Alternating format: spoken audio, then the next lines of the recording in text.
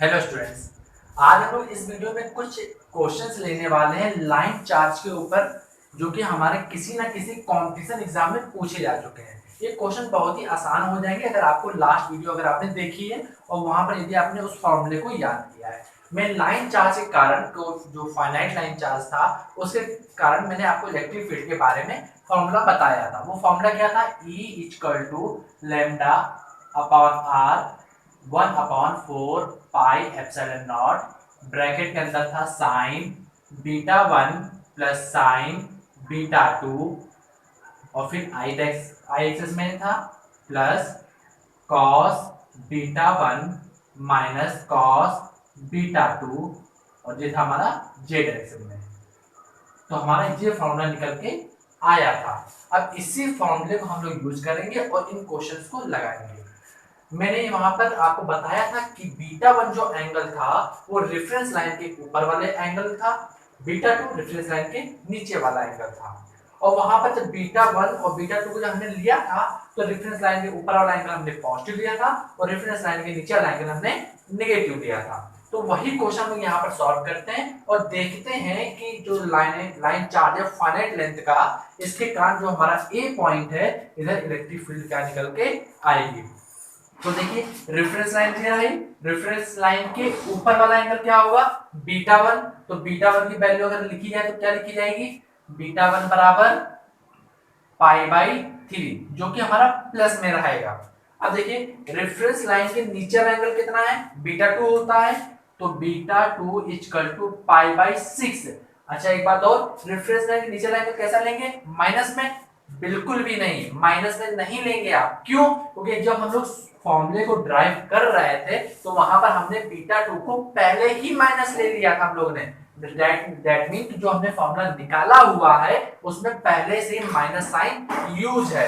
तो reference line के नीचे वाला एंगल बीटा 2 होता है, तो बीटा 2 की वैल्यू पाई बाई 6 होगी, और रेफरेंस लाइन के एंगल नीचे ही बना है तो आप माइनस साइन नहीं लेंगे, इसको आप प्लस में ही काउंट करेंगे क्योंकि माइनस साइन हमने पहले ही फॉर्मूले में यूज कर लिया है।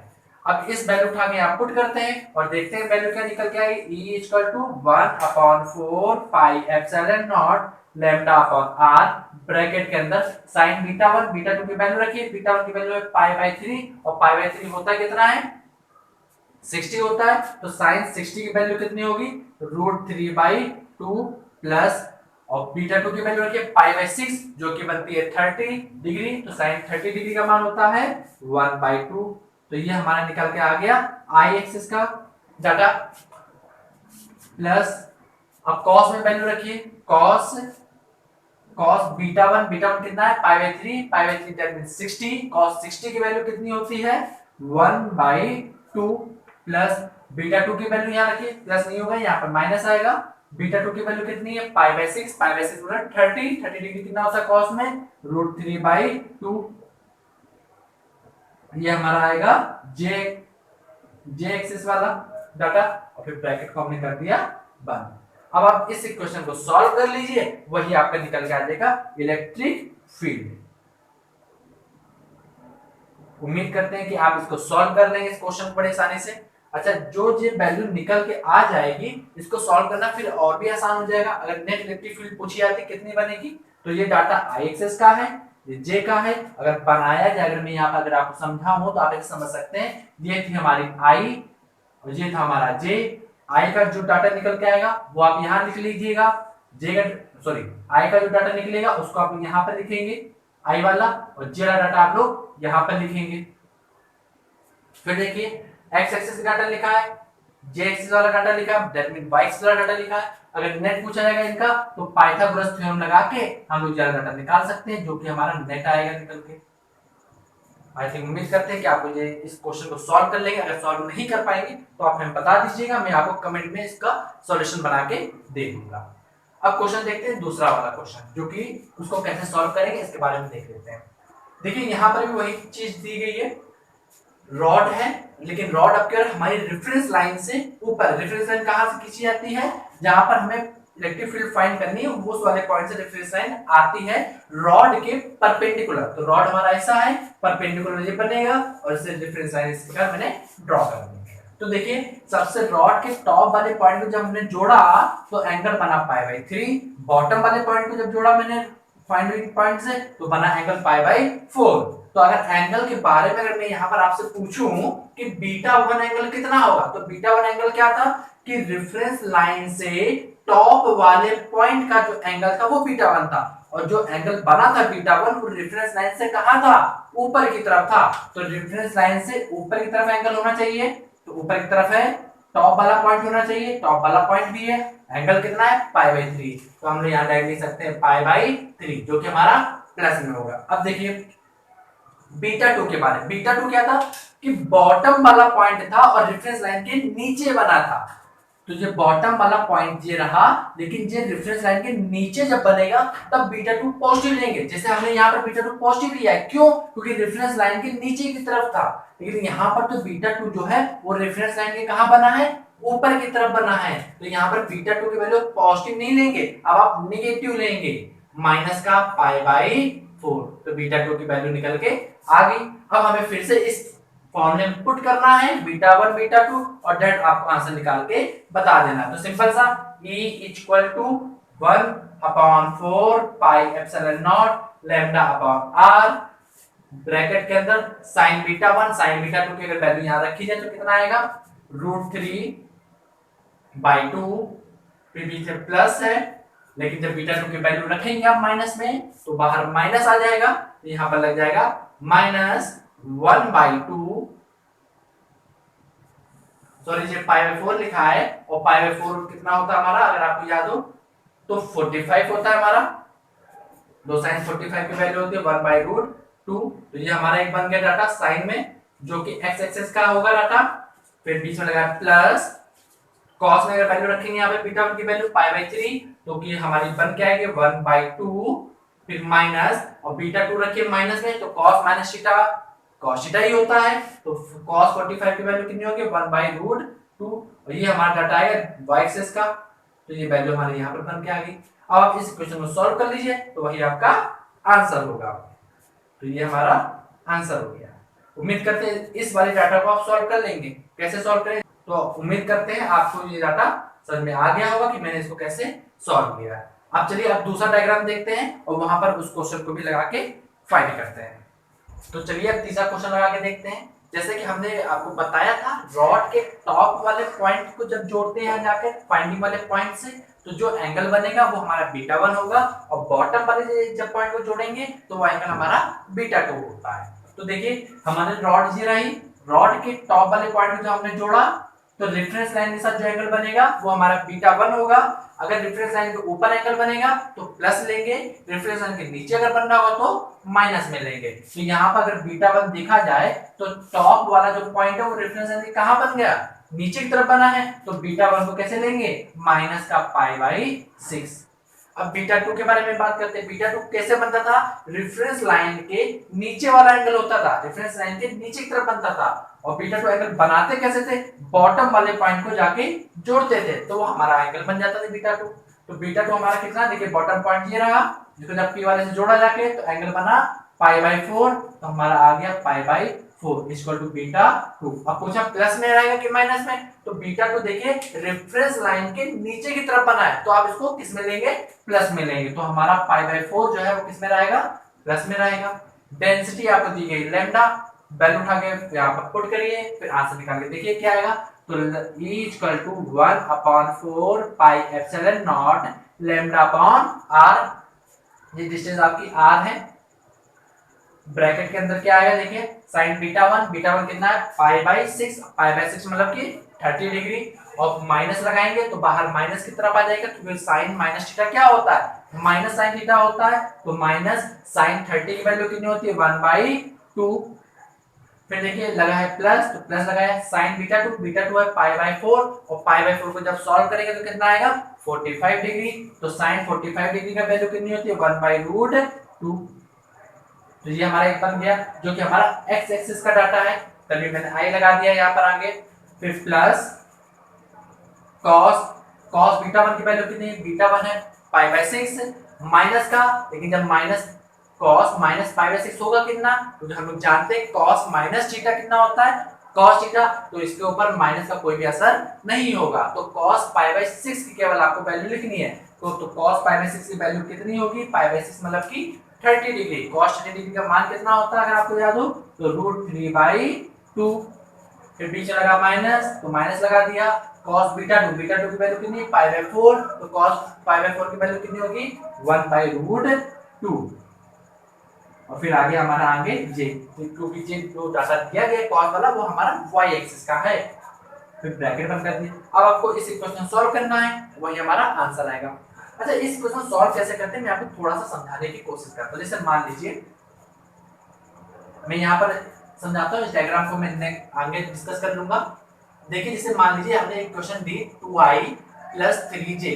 मान लीजिए इस डाटा को जब सॉल्व करेंगे तो कुछ इसी प्रकार का समथिंग बन रहा होगा। i के साथ कुछ नंबर लिखा होगा, j के साथ कुछ नंबर लिखा होगा और बीच में प्लस लगा है तो प्लस, और ये बाहर अपने ब्रैकेट। देखिए बिल्कुल क्रॉस वेक्टर मैंने बिल्कुल उसी प्रकार बनाने की कोशिश करी है। अब इस इक्वेशन को सॉल्व करना है तो कैसे सॉल्व करेंगे, जो i है वो डायरेक्शन को रिप्रेजेंट कर रहा है, मतलब x एक्सिस की डायरेक्शन में 2 यूनिट। j जो है वो हमारा y एक्सिस को रिप्रेजेंट कर रहा है, तो y एक्सिस में कितने यूनिट है हमारा, 3 यूनिट। तो नेट कितना आएगा हमारा, तो नेट कहा जाए तो ये हमारा नेट ऐसे बनेगा, ये 3 यूनिट है इसको किसका आगे नेट ला सकते हैं, तो ये नेट हमारी 3 बन जाएगी। ये 3 हो गई, इसको यहां इरेज कर देते हैं। तो हमारा ये बेस 2 है, परपेंडिकुलर हमारा 3 है, तो हाइपोटेनस निकाल लीजिए कितना आएगा, 2 का स्क्वायर करेंगे 4, 3 का स्क्वायर करेंगे तो 9। तो हमारा जो निकलेगा नेट कहा जाए तो वैल्यू कितनी निकल जाएगी, अंडर रूट के अंदर 30। तो उम्मीद करते हैं कि आपको ये इक्वेशन समझ में आई होगी कैसे सॉल्व करना है इस वाले इक्वेशन को। आप इसको सॉल्व कर लेंगे, इसको सॉल्व कर लेंगे तो कुछ इस प्रकार का डाटा बनेगा। ये डाटा नहीं बनेगा, इस प्रकार का बनेगा, मतलब ऐसा कुछ आएगा आपकी वैल्यू। फिर i के साथ जो लिखा उसको x एक्सिस में, j के साथ लिखा उसको y एक्सिस में रखेंगे और नेट आप ट्रायंगल बना के हाइपोटेनस बना के आप उसको निकाल लेंगे, तो आपका नेट निकल के आ जाएगा क्या वैल्यू बन रही होगी। तो आपको ये भी केस समझ में आ गया होगा कि मैंने इसको कैसे सॉल्व किया है। अब हम लेते हैं इनफिनाइट लाइन चार्ट और फिर उसके आगे एक दो क्वेश्चन और लेते हैं। अब देखिए यहाँ पे इनफिनाइट लाइन चार्ट से मैंने आपको दे दिया इसका फॉर्मूला। तो इसका अगर फॉर्मूला देखा जाए तो जनरली हमारा जो डेरिवेशन होता है वो जो हम लोग ने फाइनाइट लाइन चार्ट के कारण निकाला था उसी से इसको ड्राइव किया जाता है और बहुत ही आसान हो जाता है ड्राइव करना अगर उस प्रूवमेंट को अगर आपने देखा है तो कैसे सॉल्व करेंगे इसको देखिए। अगर इसको फाइनाइट लाइन चार्ज की तरह अगर ट्रीट करते हैं, मान लीजिए इतनी रॉड है हमारी केवल, तो इसके टॉप वाले पॉइंट में जोड़ेंगे, बॉटम वाले पॉइंट में जोड़ेंगे तो कुछ एंगल बनेगा। लेकिन इनफाइनाइट का मतलब क्या है कि इस वाले जो लेंथ इतनी थी रेफरेंस लाइन से ऊपर वो थोड़ी सी बढ़ गई, तो एंगल जो हमारा बना होगा इस प्रकार का वो एंगल थोड़ा सा और बढ़ गया होगा। इस वाले पॉइंट को और ऊपर ले जाइए तो एंगल थोड़ा और बढ़ जाएगा, और ऊपर लेके जाइए तो एंगल और बढ़ जाएगा, और ऊपर जाएंगे तो एंगल और बढ़ेगा। लेकिन जब यही पॉइंट हमारा इनफाइनाइट पे पहुंच जाएगा तो जो हमारा देखिए जो मेजरमेंट जो हम कर रहे थे एंगल का वो धीरे धीरे बढ़ता जा रहा था और बढ़ते बढ़ते फिर कितना हो जाएगा, इनफिनाइट पे जब पहुंचेगा तो 90 डिग्री पे हो जाएगा। क्योंकि इनफिनाइट को हम लोग जानते हैं अगर इनफिनाइट पे कौन सी लाइनें मिलती हैं तो पैरेलल लाइनें जो होती है वो हमारी इनफिनाइट पे मिलती हैं। तो अगर हम कहें कि अगर इस लाइन को जोड़ना है हमें इनफिनाइट पे तो ये लाइन जो बनेगी हमारी ये इस प्रकार वाली लाइन, तो ये लाइन हमारी टेढ़ी नहीं होगी, कुछ एंगल नहीं बनेगा, एंगल बनाएगी तो कितना बनाएगी, परपेंडिकुलर। दैट मीन ये लाइन ऐसे और इसी के पैरेलल हम लोग एक लाइन और ड्रॉ करेंगे क्योंकि पैरेलल लाइनें ही होती हैं जो आपस में एक दूसरे को कट करती हैं। अगर ये दोनों लाइनें अगर आपस में एक दूसरे को कट कर रही हैं इनफिनाइट पे तो इसका मतलब दोनों आपस में पैरेलल लाइनें हैं। तो इस पैरेलल लाइनें का मतलब क्या है कि एंगल जो बन रहा होगा ऊपर की तरफ से मतलब लाइन बढ़ेगी और ये लाइनें दोनों पैरेलल हैं, पैरेलल लाइनें हैं तो इसका मतलब इनफिनाइट पे जाके कट करेंगे, इनफिनाइट पे कट करेंगे, इसका मतलब एंगल हमारा कितना बनेगा 90 डिग्री। नीचे की तरफ भी इनफिनाइट है, इसको जोड़ेंगे तो धीरे धीरे हमारा जो एंगल होगा जो ऐसे बना था एंगल वो धीरे ऐसे क्या होगा बढ़ता चला जाएगा। जो एंगल ऐसे था बढ़ेगा फिर धीरे धीरे इनफिनाइट की तरफ और एक समय बाद कितना आ जाएगा 90 डिग्री। जब इसके पैरेलल हो जाएगा तभी जाके इनफिनाइट पे कट करेगा क्योंकि पैरेलल लाइन ही इनफिनाइट पे एक दूसरे को कट करती हैं। तो यहाँ पर भी अगर एंगल देखा जाए कितना बनेगा, अगर इनफिनाइट पे कट करना है तो 90 डिग्री का एंगल। अब पूछा जाए कि बीटा 1 कितना बीटा 2 कितना, तो हम लोग जानते हैं रेफरेंस लाइन के ऊपर वाला एंगल बीटा 1 होता है, रेफरेंस लाइन के नीचे वाला एंगल हमारा बीटा 2 होता है। तो बीटा 1 के बारे में लिखा है डाटा, तो बीटा 1 बराबर रेफरेंस लाइन के ऊपर है तो पाई बाई 2 लिखा। बीटा 2 के बारे में पूछा जाए तो रेफरेंस लाइन नीचे वाला एंगल भी पाई बाई 2। अब पूछा जी π/2 प्लस का कि माइनस का, तो हमने ढूंढा कि रेफरेंस लाइन के ऊपर की तरफ का एंगल बनना चाहिए बीटा 1, तो रेफरेंस लाइन के ऊपर ही तो बना है, तो हम लोग कहेंगे जी प्लस का। बीटा 2 देखिए रेफरेंस लाइन के नीचे बनना चाहिए तभी प्लस होगा, अदरवाइज हम लोग इसको माइनस देंगे, तो रेफरेंस लाइन के नीचे की तरफ बन रहा है तो अभी हमने इसको क्या कह दिया, प्लस कह दिया। अब देखिए अब हम लोग को फॉर्मूला पता है ये, इस फॉर्मूला में पुट कर लेते हैं तो वही हमारा आंसर होगा। तो कैसे सॉल्व किया देखिए, E equal to 1/4 pi epsilon naught lambda upon r bracket. अब देखिए बीटा 1 की वैल्यू sin 90, बीटा 2 की वैल्यू भी sin 90, sin 90 sin 90 कितना हो गया, ये sin 90 हमारा 1 हो गया, ये भी sin 90 हमारा 1 हो गया, 1 1 कितना हो गया 2, तो यहाँ पर बचा 2i प्लस cos 90 की वैल्यू 0, ये भी cos 90 0, 0 माइनस 0 0 हो जाएगा और j मल्टीप्लाई करेंगे तो हमारा 0, तो आगे 0 j आया। अगर इसको लिखा जाएगा तो क्या लिखा जाएगा, E equal to 1/4 pi epsilon naught lambda upon r 2i। तो ये हमारा इलेक्ट्रिक फील्ड निकल के आया इनफिनाइट लाइन चार्ज के कारण। अब देखिए यहाँ पर जो I लिखा है ये हमारा डायरेक्शन को रिप्रेजेंट करता है, केवल याद रखिएगा इसको रिप्रेजेंट करेगा डायरेक्शन को। डायरेक्शन कौन सी I है, इसका मतलब x एक्सिस में डायरेक्शन, x एक्सिस में डायरेक्शन है इसकी।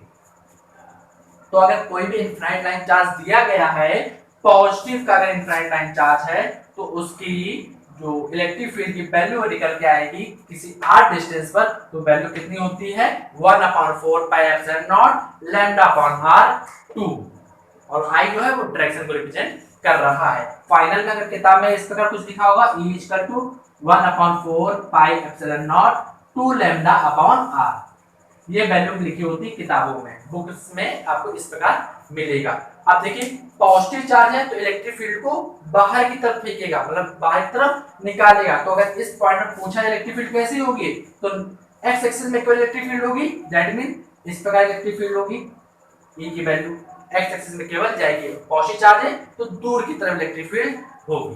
तो आई थिंक आपको समझ आ गया होगा कि इनफाइनाइट लाइन चार्ज के कारण इलेक्ट्रिक फील्ड कितनी बनती है 1/4 pi epsilon naught 2 lambda by r। तो आप चलिए अब एक दूसरा केस लेके देखते हैं, उसको सॉल्व करते हैं। कभी ना कभी वो भी क्वेश्चन हमारा किसी ना किसी कॉम्पिटिशन एग्जाम में पूछा गया, तो चलिए सॉल्व करते हैं। चलिए आप इस डायग्राम को देख लेते हैं कि इसको कैसे सॉल्व करेंगे।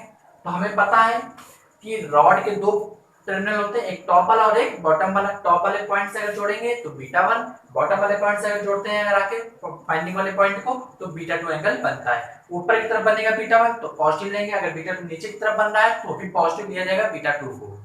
अब देखिए यहाँ पर कि अगर इस रॉड का टॉप वाला पॉइंट पूछे कहाँ है, तो रॉड ऐसे खड़ी है, टॉप वाला पॉइंट कहाँ पर मिलेगा इनफाइनाइट पर, और इनफाइनाइट पे अगर इस पॉइंट को जोड़ना है तो हमें लाइन कैसे खींचनी पड़ेगी, पैरेलल लाइन, क्योंकि पैरेलल लाइन एक दूसरे को आपस में काटती हैं। तो यहाँ पर अगर इस वाले टॉप वाले पॉइंट को जोड़ना है तो बीटा 1 का एंगल कैसा बनेगा, हमें पैरेलल लाइन से खींचनी पड़ेगी, और पैरेलल लाइन खींचेंगे तभी जो हमें जाके यहाँ पे इनफाइनाइट पे जाके कट करेगा। तो बीटा 1 की जो वैल्यू हमारी होगी वो होगी कितनी, π/2, दैट मीन 90 डिग्री। बीटा 2 के बारे में पूछते हैं। बीटा 2 देखिए, बीटा 2 क्या था कि बॉटम वाले पॉइंट को जब रेफरेंस लाइन से जोड़ेंगे तो जो एंगल बनेगा वही तो हमारा एंगल बीटा 2 होता है। तो बॉटम वाला पॉइंट जो है वो तो रेफरेंस लाइन ही है। बॉटम वाले पॉइंट में जब जोड़ेंगे आके फाइंडिंग वाले पॉइंट से, तो यहाँ पर तो देखिए कि ज्वाइनिंग लाइन जिस पॉइंट पे हमें फाइंड करना है वही रेफरेंस लाइन ही हमारी बीटा 2 वाली लाइन है, मतलब कोई एंगल बनाया ही नहीं बीटा 2 ने।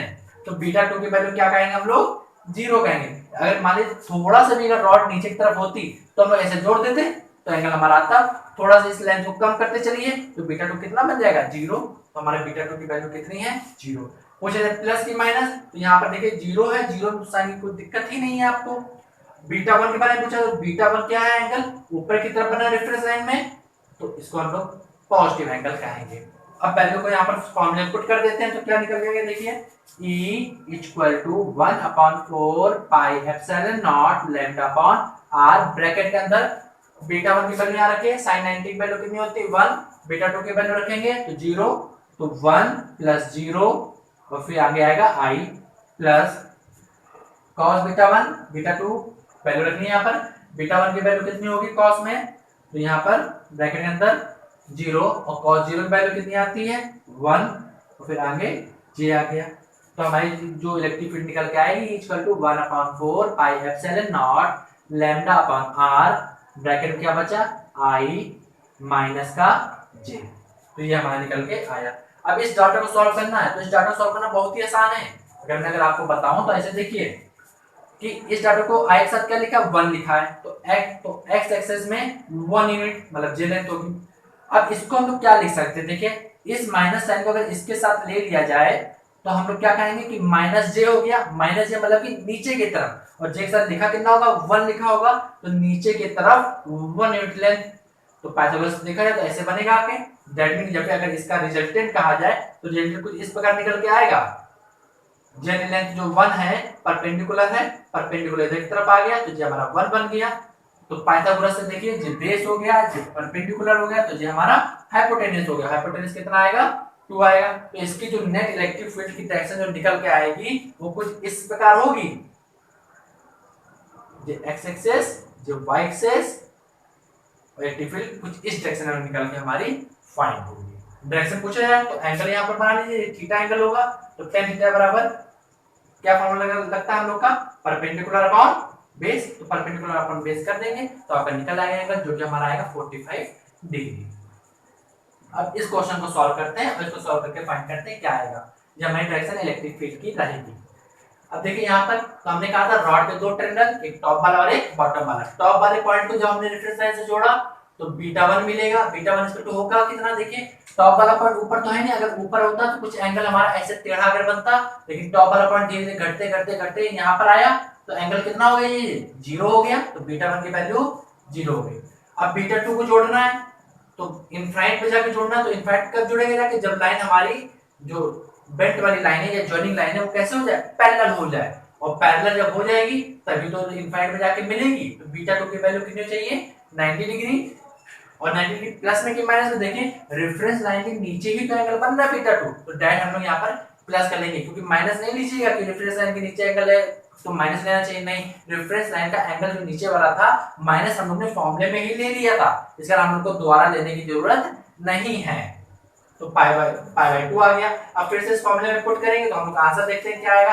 E equal to 1/4 pi epsilon naught lambda upon r, bracket के अंदर बीटा 1 की वैल्यू 0, बीटा 2 की वैल्यू 90 डिग्री, तो हमारा फिर से 1 i बचा, प्लस cos बीटा 1 की वैल्यू 0, 0 की वैल्यू कितनी होती है 1 होती है, माइनस cos बीटा 2 की वैल्यू पाई बाय 2 तो 0, तो 1 माइनस 0 तो कितना हो जाएगा 1 ही बचेगा, आगे लगा दिया j। तो आप देख रहे होंगे कि मैंने इलेक्ट्रिक फील्ड की वैल्यू यहाँ पर निकाली। अब इस क्वेश्चन को सॉल्व करना हमने आपको बताया कैसे सॉल्व करेंगे। यहाँ पर देखिए आई मतलब कि एक्स एक्सेस, तो एक्स एक्सेस में कितना यूनिट है 1 यूनिट, तो जे लेंथ हमारी 1 यूनिट की हो गई। फिर जे एक्सेस का आ गया, तो जे एक्सेस में हमारा कितना जाएगा 1 यूनिट, तो यहाँ पर 1 बना लिया। रिजल्टेंट के बारे में बात की जाए तो रिजल्टेंट कैसे बनेगा, आप इस प्रकार रिजल्टेंट निकल के आएगा, ये रिजल्टेंट होगा हमारा।